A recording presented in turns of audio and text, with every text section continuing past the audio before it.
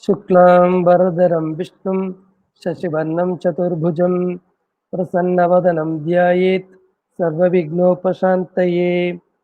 गुरुब्रह्मा गुरुर्विष्णुः गुरुदेवो महेश्वरः गुरुः साक्षात् परं ब्रह्म तस्मै श्रीगुरवे नमः।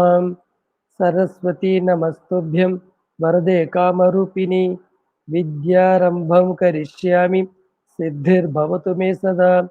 ईश्वरो गुरुरात्मेति मूर्तिभेदविभागिने व्योमवद्व्याप्तदेहाय दक्षिणामूर्तये नमः।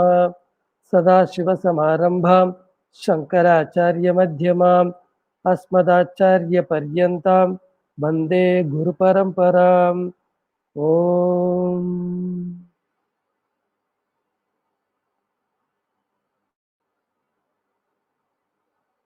Namaste to all friends. Today in India is very auspicious day because today is the birthday of Sri Adi Shankaracharya. The Adi Shankaracharya who is considered as the greatest master, the guru in the Vedantic tradition, because after Lord Shiva, after the God, because the last time I told about the Vedas which are given by the God itself. After that, there were many gurus came, but the Shankaracharya or the Shankaracharya, who is the known connecting link between the Vedas, the first, and up to our teacher. So in between so many teachers, they came and they taught, they are gone.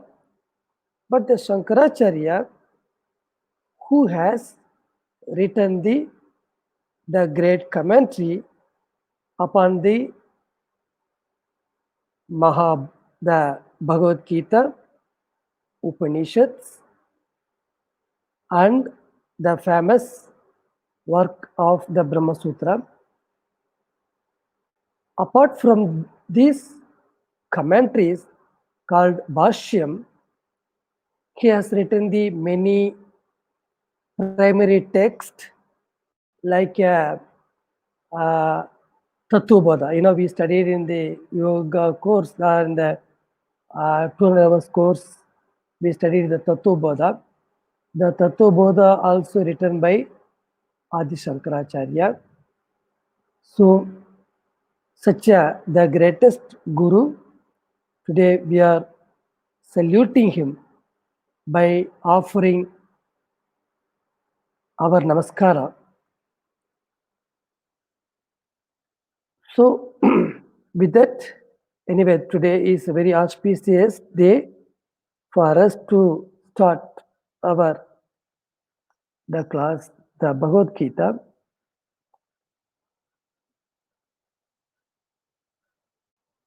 Little bit I want to tell about the Adi Shankaracharya. If there was no Shankaracharya, it's very difficult to understand what is taught in the Bhagavad Gita, because our main text we are going to try to understand what Bhagavad Gita says, because it's very difficult really. Without Adi Shankaracharya, it's really very difficult to understand what the Lord Krishna want to say. That's why in India, because Adi Shankaracharya has written the commentary upon the Bhagavad Gita. So we know the slokas, Sanskrit words has the many meanings. Each word has the different meanings. What type of meaning we supposed to take in this different context? That is very important. If we don't take the proper meaning for those words, then definitely we will misunderstand the whole Bhagavad Gita. Because of Adi Shankaracharya, thank God, Shankaracharya's compassion has written the work, the commentary work upon the Bhagavad Gita, so that it is easier for us to understand what is what in this Bhagavad Gita. So today, now I really, we did the prayer in the morning, I did for Shankaracharya. With that, we'll get into the Bhagavad Gita. This Bhagavad Gita is occurred, or it's available, this Bhagavad Gita available in the Mahabharata. The Mahabharata and the Ramayana, these two books are considered as epics. Epics means history. Of course, some people say it is story. Some people says it's really happened. According to the Vedic tradition, we believe it is a history. It's not a simple story. Either maybe a Ramayana or Mahabharata. Both are history in the Vedic culture. Ramayana period was very earlier than the Mahabharata. Mahabharata is later one. This Mahabharata, Maha means, that Mahabharata means, Maha means the great. Bharata means the great story of the Bharata. There was a king called Bharata, because since this country, the India, which was ruled by the greatest king called the Bharata. Since this country was ruled by the king Bharata, this country name is Bharat. It is originally this country name is Bharat, because this country was ruled by the king Bharata. So that means the Mahabharata means the great story of the lineage of the Bharata Vamsha. Vamsha means lineage. That's why this book is called the Mahabharatam, which is talking about many things. The whole history is meant for to convey the message which all are discussed in the Vedas. All those values, ethics, the knowledge, all information, those information, the values, norms, all those things are conveyed through the history. In that history, There are many characters. If you look at the Ramayana characters are very less. Of course, even for many people, it's difficult to remember the many characters in the Ramayana. When you come to the Mahabharata, it is a big voluminous book. It consists of 100,000 verses or 100,000 shlokas. This book, the Mahabharata book, or the story, which is the story told by the Veda Vyasa, and this story written in the form of the shlokas by Lord Ganesha.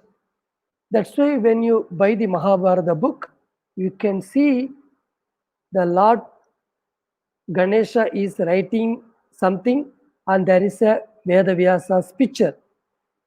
That means this whole Mahabharata story took place many years before those stories narrated by the Veda Vyasa, while Veda Vyasa narrating the whole story of Mahabharata, and Lord Ganesha was writing this book.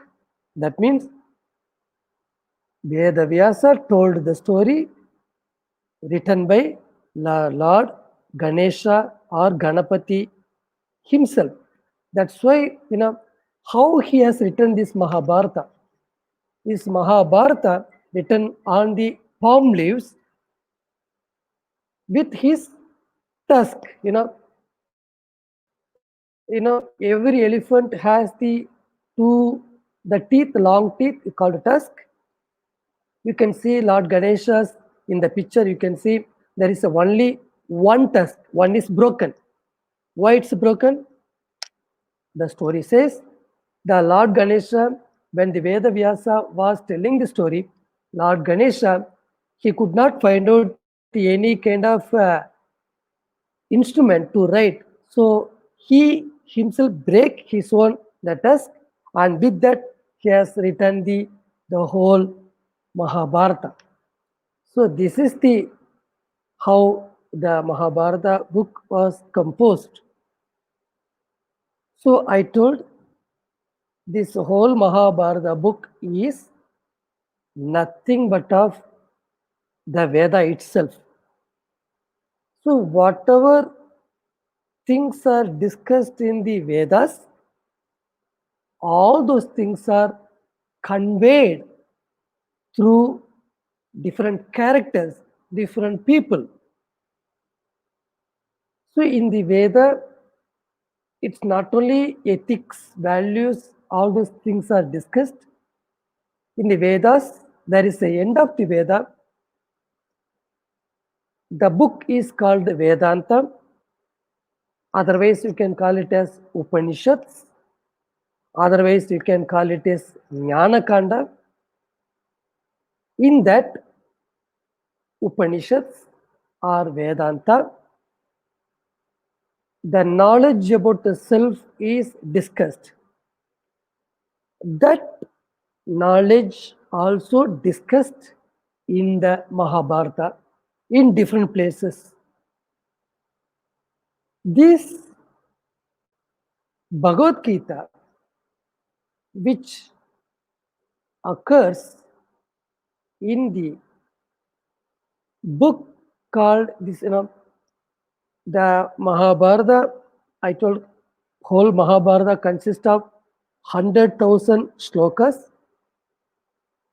These 100,000 shlokas are divided into 18 books. Every book has the different name. The first book is called Adi Parva, and there is a Karna Parva, Drona Parva, like that different people, the characters, different important people in this Mahabharata. There is a very important character in this Mahabharata who is called the Bhishma. So the whole Mahabharata is talking about many stories, many characters, many family, many people are coming and they all those people are involved in the story. The main focus on this Mahabharata is the two family. One is called Kauravas, who is the Kauravas means those people are 100 people. The father of the Kauravas was Dhritarashtra, and another family is called Pandavas. Their father name is Pandu. So the Pandu, Dhritarashtra, both are brothers. So these two people, the father of these two people was ruling this country. While ruling the country, he wants to hand over to the next generation. So he wanted to hand over to the next generation, this Dhritarashtra and Pandu. Unfortunately, by birth, Dhritarashtra was blind man and also he is a younger brother of the family. Pandu was the younger brother. Both got married. The Dhritarashtra got 100 boys and one girl child. Pandu also got married. He got only 5 children. Again, since Dhritarashtra is elder brother, but he could not get the first child. The thing is, Pandu got the first child. So, according to the culture, Indian culture, even though he is Dhritarashtra is elder brother, Pandu is younger brother. So Pandu's son is eligible to rule the kingdom. So this was the dharma of the Indian culture. So these 5 children, Pandavas, on other side, the 100 children, they are all growing in the palace. When the time come, the father, the Dhritarashtra, want to hand over this prince post to the next generation. Unfortunately, he is not able to give to his own son to rule the kingdom. His elder son name is called Duryodhana. So unfortunately, he is not able to hand over the prince post to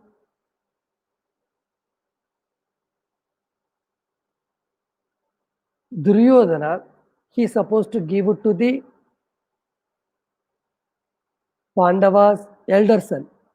The Pandava's elder son name is Dharmaputra. Otherwise, he is called by name Yudhishthira. So, Dharma Putra or Yudhishthira is the name of the elder son of the Pandavas. So, they supposed to the Dhritarashtra, the uncle, has to hand over to the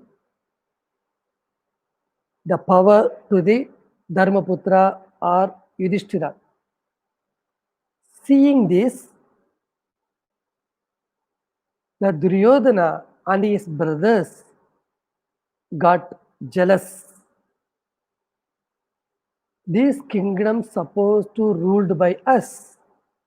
How come this Pandavas can rule? We have to do something. So when they want to do something, it's not in a right way, they are doing in a wrong way, because you know, since the Dharmaputra was ruling the kingdom as a prince, he is ruling. People are very happy with Dharmaputra or Yudhishthira. All name and fame, all these things are goes to the Pandavas. These 5 people. The 5 people name are Dharmaputra or Yudhishthira, Bhishma, Arjuna, Nakula, and Sahadeva. These all are 5 people. They all always follow the dharma. So they are ruling the kingdom very nicely. Seeing this, these 100, the cousins, they got jealous. So they want to rule the kingdom. Somehow they want to destroy these 5 cousins. For to destroy them, they're using all type of techniques. There is no dharma. If you really want to come to the power, you have to fight with your enemy and defeat in the war, then you can come to the power. That was the dharma of the kings. But here in this case, here in the Kauravas case, they could not fight with the Pandavas directly, because they know they cannot fight and win the war. So they want to defeat somehow, and they want to destroy them. So they consult how to defeat these brothers so that we can come to power. So they consult to their own maternal uncle called Sakuni. There is one important person in the Mahabharata is called Shakuni. The Shakuni was a brother of the Kauravas' mother. The Kauravas, Duryodhana, all those people, 100 people, and plus one daughter. The Dhritarashtra's wife name is Gandhari. Her brother name is Shakuni. So he was helping these 100 people how to defeat them. So when they consult, so the Shakuni, the uncle, told this Kauravas, see, you cannot defeat them directly. So better you have to adopt some kind of system, with that we can defeat. Then the Duryodhanas, they asked what was the techniques. Then our Shakuni told, because Shakuni is expert in playing the dice. The dice in the modern gambling. The Shakuni is expert in the dice. In this dice, Duryodhana invited the Pandavas, let us play dice. Fortunately or unfortunately, our Pandavas agreed to play the dice. But Pandavas are not expert in the dice.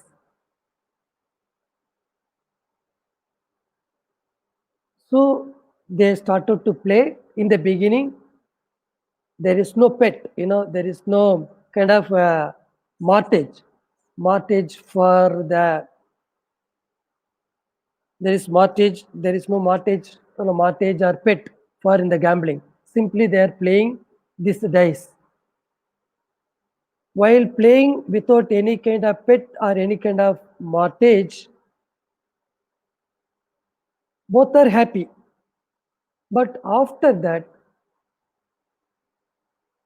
the Shakuni told the Dhritarashtra, the Dharmaputra, let us bet something. Okay, if I lose the dice game, then you give this house. If I lose this game, I will give something. So like that, they keep on pledging or mortgaging something, petting for something like that. So in this process, while playing the dice game, every time the Shakuni team, the Shakuni's team, that means the Kauravas keep on winning everything. Every time they are getting things. Finally, Pandavas lost everything. They don't have anything. They became kind of beggars, no more. But this time, the Kauravas' father came, saved them. Okay, this is a game. Don't take it anything seriously. It's just a game. So don't take it anything. You rule the kingdom. This is what. So Pandavas are saved by this Dhritarashtra. But the Shakuni is a person, is a very cunning person. He is not ready to accept. And Duryodhana also, he was very angry with his father. Father, why you spoiled? They have lost everything. Why you came and gave back everything to them? It's not correct. Please. Then the Dhritarashtra left the place and Pandavas are going to their palace, but the Shakuni and the Kauravas invited the Pandavas, come again, let us play again, once again. When they invited, this time we don't bet anything. Only thing is, only one game we are going to play. In that game, whoever lose the game, that loser has to go to the forest for 13 years and 1 year they have to live inhibiting. That means they should not appear to anybody else.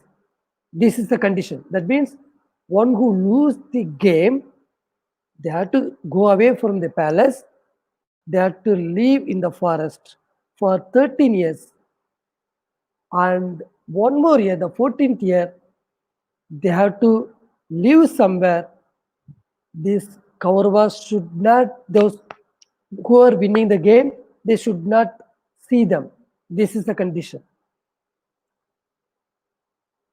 For this condition, this the Pandavas agreed. Once they agreed, Shakuni rolled the dice. Shakuni, Duryodhana, Kauravas won the game. Pandavas lost the game. So the loser, Pandavas, has to go to the forest. Then they went to the forest and lived in the forest for 13 years. And they lived in the 14th year also. And they came back, asked the land, okay, we have lived in the 13 years in the forest, and 1 year we lived somewhere Now we have come back. Please give our land. Duryodhana said, no, I am not ready to give. Please get lost. The story will continue in the next week. See you. With that, today we'll stop now. I think time's up. I want to conclude and I will stay with you for some more minutes.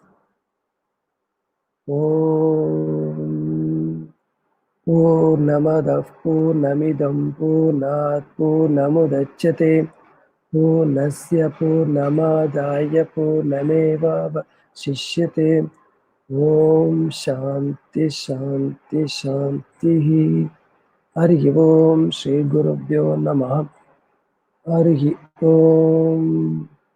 Thank you, friends. Hi, friends. See you. I'll be with you. If anybody has the doubt, please leave your comment. Yes, please leave your feedback in your comment section. Or those people have the any doubt, you can ask. I will stay with you.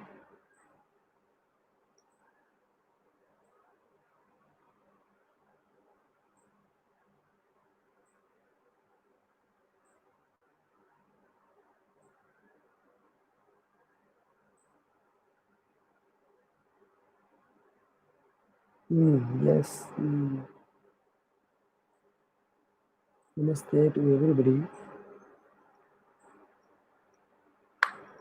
Thank you so much. Thank you so much. All are welcome, please. I'm very happy to see you all. I may not see you all, but I really am very happy to, again, I connected with you all people. I'm very, very happy.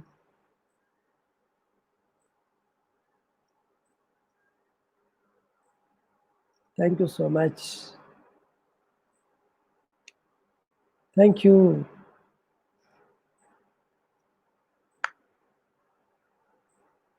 Thank you.